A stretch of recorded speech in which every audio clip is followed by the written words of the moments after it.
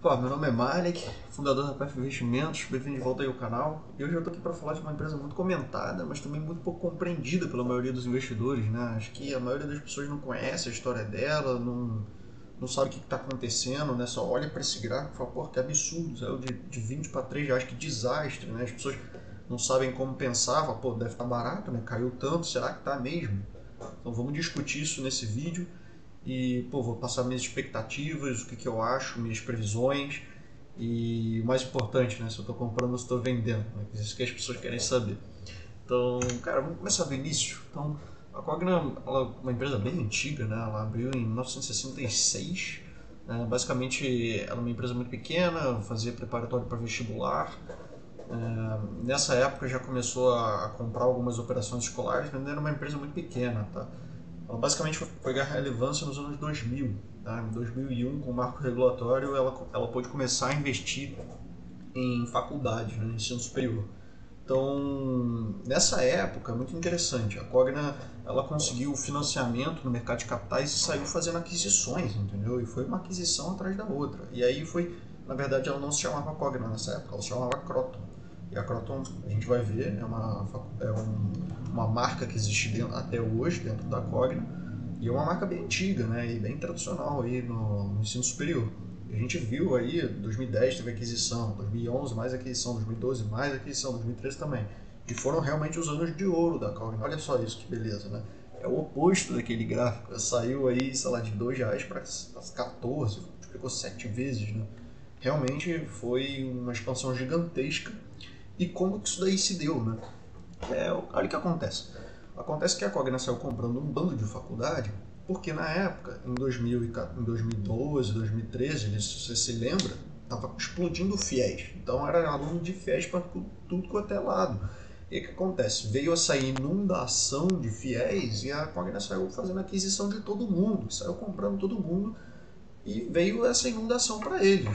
E um dos problemas, né, que fez com que o FIES chegasse ao ponto de ser insustentável para o governo, é que o custo de um aluno no FIES era mais caro do que um aluno normal. Ou seja, o aluno do FIES era mais rentável do que um aluno normal. Saía mais caro para o governo, que é um absurdo, mas eu não vou nem entrar nesse mérito. Só que a Cogna surfou isso aí bastante, né? E era a queridinha da bolsa. E o que aconteceu foi que o FIES acabou. O que aconteceu foi simplesmente isso, né? O FIES era insustentável, ele acabou, e você pode ver aí que 60% dos alunos da Croton eram do FIES, tá? Então quando o FIES acabou e ele hoje é 1% da base do alunato da Croton, cara, 60% dos alunos foram embora e deixaram as salas vazias e os professores sempre para quem dá aula. Então isso foi o desastre que aconteceu e que é responsável aí por boa parte do estrago que teve na Croton. Então, putz, desde 2016, eu acho que foi quando o FIES acabou, mais ou menos, até aqui, ela vem perdendo base de aluno trimestre a trimestre, conforme o pessoal do FIES vai se formando e não tem novos alunos do FIES entrando. Então, isso aqui é um movimento bem desastroso para ela, e em cima disso ainda veio o coronavírus e ficou parado um ano e meio. Né? Então, essa é a situação da Croton hoje. E quem é, na verdade, quem é a Cogna hoje, né? Tá falando da Croton, hoje a Cogna, ela na verdade é Platos, Croton, Vasta e Saber. Né? E a gente vou explicar agora um pouquinho mais sobre o que são essas empresas, tá? Então, basicamente, a Croton, ela é faculdade, tá? Então é graduação e pós-graduação, ensino tradicional e EAD, que é uma coisa nova. Na verdade, o EAD já vem sendo introduzido na Croton lá desde 2018, talvez até um pouquinho antes, e vem num crescimento razoável de alunos, tá? A base de alunos EAD. A Vasta, isso aqui é muito interessante, tá? Ela é uma plataforma de subscrição. E o que isso aqui significa? Eu vou mostrar até um pouco mais para frente, mas é basicamente um aplicativo e são soluções educacionais. Tá? Então você pode fazer prova pelo app, você pode assistir aula, você pode tirar dúvida com o professor, você pode ler livro, fazer exercício. É algo bem interessante, é algo que está surgindo bastante agora, não tem só a Vasta, tem várias empresas fazendo isso, inclusive o Google tem a Google Classroom, e isso é uma coisa interessante. A Vasta tem um aplicativo chamado Plural, que tem uma nota maior do que o Google Classroom. Então é um aplicativo pelo menos pela avaliação dos usuários, é melhor do que o Google Classroom. Isso tem que ser respeitado, né? Se você fazer alguma coisa melhor que o Google, alguma coisa está fazendo certo.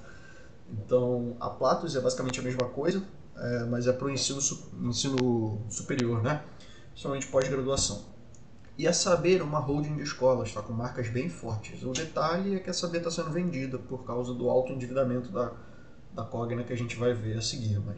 Então, basicamente, eles não falam isso, mas eu imagino que foi uma venda quase que forçada, que tinham que vender. Né? Esse aqui é o aplicativo, né? Eu tirei alguns prints e coloquei aqui para vocês darem uma olhada. E olha só, tem material simulado, é realmente bem interessante. Eu acho que se eu estivesse na escola ainda, eu teria gostado bastante de um aplicativo desse. Tem notas boas, tem avaliações boas aí no Google. Né? E é assim que a gente tem a base de alunos hoje da Croton, tá? Você pode ver que, pô, tem 500 mil de alunos digitais, tá? Então eles estão nessa transição para o digital mesmo, tá? Aluno presencial ainda tem bastante, tem caído, tá? Tem que dizer, nos últimos trimestres. Mas aqui dá para perceber também como a Croton é que ela está carregando todo o valor aqui, né? Tá todo mundo na Croton, o resto é muito pequeno, tá? Você tem essas 3 startups, sabendo que a Saber vai sair, tá? Ela já foi vendida. Você tem basicamente 2 startups e a Croton é a empresa principal. Então, vamos lá, o quão grave é a situação? Eu estava aqui dizendo que o endividamento era muito alto. Visto que já entrou o dinheiro da Saber, a situação se resolveu. Tá? A gente vê aqui que o capital próprio deles, que é basicamente o dinheiro deles, o resto é dívida, sendo debêntures, dívida de capital de pessoas físicas ou bancos comprando a dívida, e a outra dívida, de fato, dívida com o governo, dívida com o banco. Né? Debêntures é um pouco diferente. Mas, de qualquer maneira, eles têm 60% de capital próprio, é uma quantidade bem relevante, é uma situação confortável hoje em dia, depois da venda da Saber. Tá? Antes era um pouco mais complicado, mas agora já entrou um dinheiro, então eles estão razoavelmente tranquilos. E aqui a gente tem o cronograma de amortização, então você vê, tipo, tem um pessoal aí falando que a Croton vai falir, que a Cogna vai falir, não vai, tá? Claramente não vai. Olha só, eles têm 3,7 bilhões em caixa e isso daqui é suficiente para pagar os próximos 4 anos, tá, de dívida. Tá? Todo juro e amortização que eles precisam pagar nos próximos 4 anos eles conseguem. Tá? É bem tranquilo. Então não tem a menor chance deles irem à falência no curto prazo. Agora, significa que eles não vão à falência, a situação é boa? Não, não é. Tá? Você vê um fluxo de caixa livre, é muito importante explicar isso aqui, tá? Porque esse é o indicador mais importante numa empresa. Tá? É o mais importante. Porque o que é o fluxo de caixa? Tá? Ele é a parte. Imagina que uma empresa é uma caixinha e fica gerando dinheiro. Tá? O dinheiro que sai, ele se chama fluxo de caixa livre. Tá? É justamente esse é o dinheiro que sai. Então, basicamente, como é que você calcula o fluxo de caixa livre? Você começa na receita, aí você tem custo de venda e custo operacional, se sobra o lucro operacional, chamado EBIT. Então, você paga o imposto e depois de reinvestir, então depois de pagar o imposto, você ainda reinveste no negócio, que é o chamado CAPEX, e o resultado final, tá? A linha final, o fluxo de caixa livre. E essa é a coisa mais importante. E você vê que ali em 2015, 2016, 2017 era uma empresa que gerava muito caixa, tá? E uma empresa que gera muito caixa é uma empresa excelente. Tá? Você quer saber se uma empresa é muito boa ou muito ruim? Ela gera muito caixa, ela é muito boa, se ela não gera caixa, ela não serve para nada. Tá? É basicamente isso. Em algum momento ela tem que gerar caixa. E os últimos 3 anos foram bem ruins aí, tá? Para a Cogna. Vale dizer que não necessariamente foram anos que ela teve muito prejuízo, mas ela precisou investir muito. Então. E você vê pelo gráfico da direita, que é o gráfico de receitas, que realmente ela investiu muito e não está sendo muito convertido em crescimento. Tá? Esse é um gráfico semestral, então estou computando a receita dele por semestre desde, sei lá, 2016. Aí. E, cara, o gráfico está de lado. Né? Se você for levar em conta a inflação nesse período, tá? A empresa está encolhendo. Então, nos últimos anos a empresa tem encolhido, né? Perdendo aí para a inflação. E qual que é o plano aqui que vai salvar a empresa? Né? A empresa precisa ser salva nesse momento. Alguma coisa tem que acontecer, do jeito que está, não dá para ficar. Então, basicamente, o que a empresa tem divulgado aí para os seus acionistas, o plano de recuperação da empresa é basicamente esse mesmo, tá? É reduzir aqueles custos que não dão lucros, tá? Que são custos não rentáveis, que provavelmente está em matemática, física, filosofia, umas coisas desse tipo, e focar no que dá dinheiro, que é engenharia, direito e medicina, e principalmente medicina. Sabe aí que a mensalidade de medicina é um absurdo. Quem conhece alguém que cursa medicina, ou se você tem um filho que faz medicina, você sabe muito bem do que eu estou falando. Então eles realmente estão indo atrás de empresas de medicina para tentar comprar mais alunos dessa área. Tá? E outra é o investimento no EAD. Tá? E isso é uma característica que a gente deve esperar da Cogna, pelo menos no curto prazo, que é uma redução de receita. Isso é uma coisa natural, tá? Quando você investe no EAD. Acontece que a faculdade EAD é muito mais barata, tá? Então entra muito menos dinheiro para a empresa, mas em compensação a margem costuma ser muito mais elevada. Então eles fazem mais dinheiro com menos receita, tá? Isso aqui então aumenta a rentabilidade do negócio, margem de lucro. Tá? Então, de novo, expansão de plataformas digitais por subscrição, que é basicamente a Platos e a Vasta, e aquisição de aluno, né? Então, basicamente, eles têm um pipeline de M&A aí gigantesco e eles estão fazendo aquisição que nem louco. Vou até mostrar isso, né? Isso aqui é o Guidance que foi divulgado no final do ano passado. O que é o Guidance? Tá? São as metas que eles estão querendo atingir. Então, basicamente, esse EBITDA recorrente é uma aproximação para aquele fluxo de caixa livre que eu falei. Eles estão dizendo que vão multiplicar por 2,5 vezes, tá? Até 2024. Tomara que eles consigam, né? Essa é a meta que eles estão divulgando. E, pô, será que eles estão conseguindo? Será que eles estão indo bem? Vamos ver. Né? Realmente, em 2020, a gente vê que eles fizeram a aquisição da Somos, Mindmakers e essa Merit aí. 3 aquisições. 2021, o ano ainda nem terminou, mas eles já fizeram a aquisição desse Sociedade Educacional da Lagoa, 500 mil alunos, isso é muita coisa. E a aquisição da empresa Nota 1000, 270 escolas e 700 mil alunos. Interessante. Será que isso daí está traduzido nos números? Vamos ver. O EAD realmente está em alta, tá? Eles estão entregando o prometido? Cara, então, né? Olha só a Vasta. Isso aqui basicamente são o número de escolas, tá? Eles saíram ali de 500 escolas, na faixa das 500 escolas, para 4.500. É muito crescimento, tá? A Platos, você vê o EAD crescendo e o presencial reduzindo, era a nossa expectativa, tá? Olha lá, o presencial na Croton também reduzindo, enquanto o EAD sobe. Então eles estão entregando, eles estão fazendo aquisição, então estão entregando. Então, pô, e rentabilidade, né? Porque nesse primeiro semestre desse ano, será que as coisas melhoraram? Cara, a gente pode ver que sim, olha só a Croton. A Croton é, de novo, é o mais importante aqui, ele é o responsável por mais de 90% das receitas da companhia e do lucro. E a gente vê já uma recuperação violenta, tá? Para níveis pré-pandemia quase, uma margem de lucro aí de 40% anima bem, tá? As outras duas margens de lucro, você vê, a Platos teve uma recuperação e a Vasta não teve, tá? Agora, preciso fazer um comentário aqui importante, que é o seguinte: tem muita provisão nesses números, tá? E o que é uma provisão? Provisão é quando a empresa ela acha que ela vai tomar um calote e ela já coloca o calote na conta, entendeu? Então, a verdade é que as margens são melhores do que estão mostradas aqui, mas tem muita provisão aí. Pode ser que eles tomem calote, pode ser que não. Então, esses números eles podem ser esses ou podem ser um pouco melhores, tá? Agora, o que não acho interessante é essa margem operacional da Vasta, tá? Porque a gente viu no slide anterior que o número de escolas cresceu escandalosamente na Vasta e a gente vê que a margem ali não melhorou, né? E não é só nenhuma questão desse semestre. Tá? Anteriormente ela já não era uma margem crescente, era uma linha claramente decrescente e não é assim que a economia de escala deveria funcionar. Tá? Uma economia de escala, quando você tem um aumento das suas receitas e aumento dos seus usuários, a tendência é que você se torne mais lucrativo. Né? Então, eu não sei se aqui é porque eles têm muitas escolas aí no período de experimentação e tá rodando o aplicativo de graça, eu não entendi muito bem como é que isso daí funciona, mas é algo realmente que me preocupa aqui, tá? Porque é o seguinte, a Croton é uma empresa antiga e é uma empresa rentável e tudo mais, mas ela não é uma empresa que vai crescer muito. Agora, a Vasta e a Platos são duas startups, tá? Então, inclusive a Vasta é negociada na Bolsa de Nova York. Inclusive, eles já fizeram IPO lá e realmente assim, é uma empresa que tem um potencial gigantesco. Tá? É um aplicativo, então você tem custo baixo de manutenção e tudo mais. Tem um potencial gigantesco. Eu queria ver esses números melhorarem um pouquinho, vamos torcer nos próximos trimestres, né? E realmente é o seguinte, a gente vê aqui uma tendência clara no mercado de EAD. Isso aqui para mostrar que realmente assim, eu acredito que eles estão indo no caminho certo, tá? Investir pesado aqui no EAD, essa quantidade de aquisição que eles estão fazendo é interessante, é um mercado pulsante. Então se eles estiverem fazendo aquisições a bons preços, isso pode gerar muito valor aos acionistas. Então é uma coisa para ficar ligado, tá? Agora, crescer 20% ao ano, né? Olha isso. Agora, isso daqui é até 2019. Depois de 2019 foi quando teve a pandemia, né? E a expectativa é que esse número tenha acelerado ainda mais. Eu acho que a pandemia vai acelerar esse movimento de transação para o EAD. Agora, então, assim, isso daí parece muito interessante. O que eu quero dizer é que não adianta você começar a fazer conta, né? Você fala, pô, vai crescer 20% ao ano nos próximos 5, 6 anos. Aí também já não acho que é assim, tá? Nenhum crescimento fica 20% para sempre. Tá?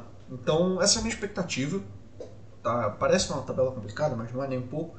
Basicamente, a receita hoje da Croton nos últimos pelo menos 12 meses foi de 5 bilhões. Tá? Basicamente, eu já estou considerando aqui uma recuperação ao nível pré-pandemia, tá? Ao nível de 2019 para o ano de 2022. Acho que eles já vão conseguir tranquilamente nos próximos 12 meses ter essa receita vindo do presencial, esses 3,5 bilhões, e no EAD 2 bilhões. E é isso, eu acredito que é um crescimento acelerado, 19%, mas que ele vai reduzindo ao longo do tempo. Talvez eu esteja até sendo um pouco conservador aqui, tá? Mas, pô, eu já estou falando aqui de um mercado, esse mercado na verdade não é real, né? 2,3 milhões de alunos, tá? Eu estou considerando que vão ter quase 6 milhões de alunos EAD daqui a 10 anos no Brasil. Tendo em média que a classe média do Brasil tem 100 milhões, são 6% da classe média em cursos EAD. Eu acho que é plausível, né? Talvez considerar um pouco... Eu acho que assim, talvez se considerar mais do que isso, pode ser um exagero, né? Talvez. Então, então a gente chega ali numa receita esperada daqui a 10 anos de 10,6 bilhões para a Cogna. Então ela sair de 5 para 10 em 10 anos, dobrar a receita. É a minha expectativa. E esse movimento que eu falei, de o EAD, que hoje é cerca de 30% da base do alunato da Cogna, eu tenho uma expectativa de chegar lá na faixa dos 50%, enquanto o presencial vem perdendo relevância. Depois de 10 anos, isso pode continuar até. Bom, minhas expectativas aqui de margem de lucro, né? A gente já viu, esse semestre a Cogna já teve uma margem mais ou menos de 17%, podendo ser melhor por causa da questão das provisões que eu falei, mas a minha expectativa é que chegue na faixa dos 35%, 40% até. Só não acho que vai muito mais, porque, de novo, esse é um mercado que eles não estão atacando sozinhos, tá? Tem outras empresas fazendo aplicativos estilo Vasta, estilo Platos, tá? Eles não estão sozinhos nesse mercado, é um mercado que deve ser muito rentável. Então eu acredito aí numa recuperação de margem de lucro expressiva. Talvez pode até ser um pouquinho maior do que eu estou considerando, mas eu já estou considerando uma margem bem expressiva. Um crescimento de receita até a faixa dos 10 bi e, de novo, um fluxo de caixa livre, que é a coisa mais importante, na casa dos 2 bilhões e meio. Tá? Essas são as minhas expectativas para os próximos 10 anos. E se a gente... então, basicamente, se você pegar isso daqui, tá, que eu estou considerando, e trazer para um fluxo de caixa descontado, é o que eu vou mostrar a seguir. Então não precisa ficar muito assustado com isso que estou mostrando aqui, mas basicamente eu peguei todas aquelas premissas que eu discuti e trouxe no fluxo de caixa descontado. Cheguei no preço justo de 3,28, tá? No dia que eu fiz esse valuation, ela estava negociando a 3,41. Então, putz, infelizmente é uma empresa que eu gosto, uma empresa que eu vejo um futuro muito bom, mas eu mesmo sendo um pouco otimista, eu acho que essa empresa ela não está barata, não. Eu acho que ela negocia num preço justo, então eu acho que ela vai cair muito mais do que isso, nem nada do tipo, mas realmente, por enquanto, é uma empresa aí que parece um pouco cara. Na verdade não cara, mas ela está no preço justo, não me parece ser uma oportunidade muito grande. Tem ali uma diferença muito pequena do meu preço justo para o preço negociado no mercado. E qual que é o problema? Né? Você vai falar, pô, você pega aquele fluxo de caixa livre que eu mostrei real até hoje, vê que ele tá uma porcaria, e você vê o que eu projetei que daqui a 10 anos vai estar 2,5 bilhões, você fala, porra, você está muito otimista, o bagulho vai sair de negativo para 2,5 bilhões, como assim tá caro? Cara, o problema dessa empresa é que ela é arriscada. O problema é esse, é muito arriscado. Olha só, o setor de educação já é um setor mais arriscado que a média de mercado. O setor de software é pior ainda. Tá? Então isso é que é complicado. É um setor arriscado e para isso a gente usa um custo de capital elevado. O que é o custo de capital? O custo de capital é o seguinte, ou eu invisto no Tesouro 2031, tá? O Tesouro Selic 2031, e fico sem risco, ou eu corro um risco para investir na Croton. Só que a Croton é muito arriscada. Então eu preciso exigir uma rentabilidade muito elevada dela para poder investir lá. E é realmente uma empresa muito arriscada. E eu trouxe essa tabela para mostrar o efeito disso, do desconto para o risco. olha o que acontece ano a ano. No primeiro ano, a minha expectativa é que ela dê 900 milhões de fluxo de caixa livre. Mas eu só vou considerar, olha ali no valor presente, 786. No segundo ano, 1,1 bilhão. Eu só vou considerar 800. Olha o ano 10. Eu acho que ela vai gerar 2,6 bilhões de fluxo de caixa livre, mas eu só vou considerar 600 mil. Tá? Então por que eu acho que a empresa está cara? É porque ela vai falir? É porque ela vai, sei lá, vai ter problemas? É porque ela não é rentável, porque ela não gera caixa? Ela gera. Só que ela é muito arriscada. Vamos lá, quais são as características da Cogna? Bem ou mal, ela é uma empresa com bastante dívida. Bem ou mal, ela é uma empresa do setor de educação, que é um setor mais arriscado que a média, bem volátil. A gente entra numa crise, todo mundo para de pagar a faculdade, entendeu? As pessoas saem da faculdade, as pessoas, pô, não é AD então? Beleza que é mais barato, mas assim, pô, é a primeira coisa que a pessoa corta, ela vai parar de estudar, entendeu? Essa é a realidade no Brasil, infelizmente. Nos Estados Unidos, por exemplo, em momentos de crise, as pessoas vão estudar. Elas são demitidas e vão estudar. No Brasil, as pessoas saem da escola, entendeu? Em momentos de crise. Isso é simplesmente o que acontece. Então, assim, realmente é um setor arriscado, no setor de software é pior ainda. Por quê? Porque a escola estiver perdendo aluno, ela vai cancelar a subscrição da Croton, tá entendendo? Da Croton não, da Vasta. Então a Vasta tem 4.000 escolas, entra uma crise, um terço das escolas cancelam. Esse é o problema, tá? Então é arriscado. Tem um potencial, de novo, tem um potencial gigantesco de geração de caixa, olha só, é muito grande, a empresa está avaliada em 12 bi, ela gerar 2,6 bi por ano é um absurdo, ela gera muito caixa, mas ela é uma empresa muito arriscada também. Então, lá e cá. Mas aí você está perguntando, porra, mas você assumiu e tudo mais, você está falando um monte de groselha. E sim, eu já te adianto, sim, eu estou errado com certeza. Ninguém pode prever o futuro, tá? Então, o que eu acho plausível aqui? Eu assumi que a margem, ela pode ser algo, a margem de lucro pode ser algo entre 32% e 45%. Tá? Mais provável ali na faixa dos 35%, mas eu admito que ela pode ser bem maior. Se ela conseguir realmente tomar o mercado, oferecer um serviço muito melhor do que os outros. Já é um serviço melhor do que o Google Classroom, já é alguma coisa. Então até 45% acho plausível assumir. De receita, eu acho que a gente tinha considerado na casa dos 10 milhões, 10 bilhões. Não, eu acho que ela pode ser 9,6 bi, mas ela pode ser 14 bi também. Então vamos dizer que ela pode ser uma margem um pouco maior. Tá? E o custo de capital, ele é muito alto, mas ele pode ser 14%, pode ser 16%. Tá? E a conclusão, tá? Essa aqui seria a distribuição de probabilidade, tá? do meu valuation. Então, na tabela aqui na direita, você consegue ver que o meu cenário base é um valuation de 3,75 por ação. Tá? No pior cenário possível, a ação valeria 2,99. No melhor cenário possível, 4,72. E, de novo, a empresa está sendo negociada a 4,40 e poucos. Eu não vejo uma margem de segurança suficiente para eu querer aportar nesse papel agora. Tá? Então vou ficar de fora. Mas eu começo a ficar interessante, na minha opinião, ali nos 3,22. Ó. Abaixo de R$3 eu estou bem interessado. Nos 3,20 eu já estou interessado. Tá? Abaixo de 3 com certeza eu estou comprando.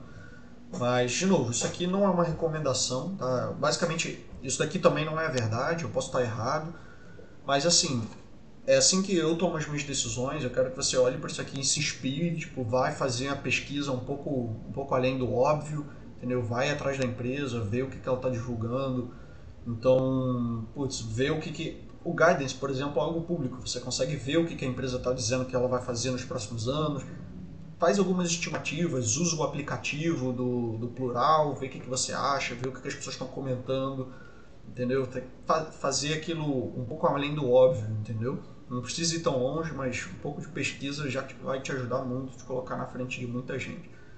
Então, espero que você tenha gostado e vamos ficar ricos.